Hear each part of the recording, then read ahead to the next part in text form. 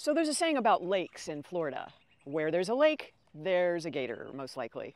And sure enough, after our recent rains, I didn't see the gator, but one probably crawled out of this lake, or maybe it was the one across the street, and meandered down the street where a car knowingly or unknowingly ran over the gator.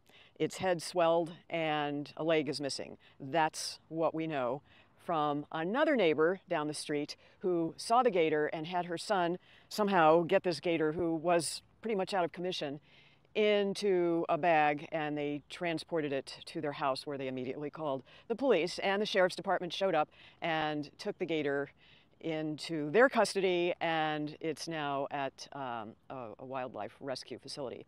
Now, right now, the status of this is I am researching this with the Florida Voices for Animals, because I used to be on their board, and I think what they did really qualifies them to be Animal Heroes of the Year. We have such an award for this kind of bravery. Now, even with the animal being this injured, I think it took a real act of courage for them to do this and transport the poor injured alligator about 1/4 of a mile down the street to their property. The homeowner is worried that, she's going to get in trouble, and what we're trying to find out is if there are Good Samaritan laws that protect people when there are accidents. When you help somebody out, shouldn't there be one to protect animals? So we're waiting to hear on that before she releases her video, which she shot, of the whole thing. I happened to be riding my bike last night, which is why I found out about this in the first place. I was riding around. The first time I see the Sarasota Sheriff's Department animal rescue truck at the house, and I'm going, well, maybe they had a armadillo or something that got in their yard, and sometimes those are challenging to deal with. So I rode around the block, 1.2 miles one more time, which was about 5 to 10 minutes later, and by this time, it didn't take that long, the animal control officer had the alligator in her animal crate, which I took a picture of. The point being is, as we see these increasing rains in Florida, and Sarasota, by the way, had a record landfall rain. I think it was like 8 inches in an hour or something like that. And there are conflicting reports about how much rain it was, but it was a lot of rain. And I was like cowered in my bed for 2 hours while I heard the most continuous thunder I have ever heard in my life, and the loudest thunder. I mean, my head was resting against the wall and the walls were vibrating. It was like being in a 2-hour-long, I won't say earthquake, but certainly a trembler.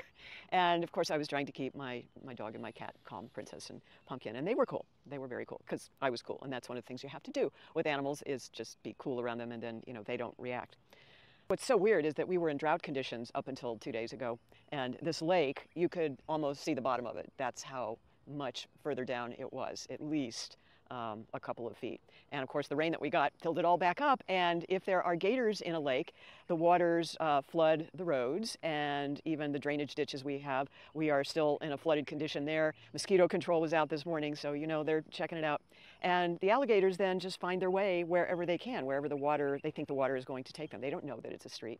So the point of doing this video is just be careful if you are living in Florida and it's the rainy season, and we desperately needed the rain, no doubt about that, but it may produce situations that you are not familiar with or haven't seen before, like an alligator crossing the road. I mean, who would think?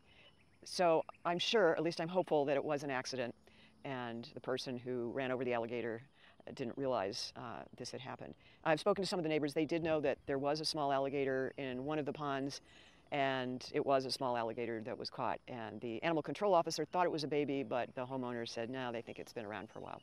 At any rate, the homeowner loves animals, she told me, and she just wanted to do what she could to save this animal. We are checking with the rescue center to make sure that the alligator is doing okay. And you can just hear the birds in the background, I hope. There are so many. That's a lemkin sound, lemkin mating sound, very distinguished sound. We also had a bird fly in our house this morning through the dog door. It didn't end well for the bird, and trying to find the ideal dog door that is good for the dog but not for the birds remains a challenge too. Just some of the many issues that we here in Florida have to deal with.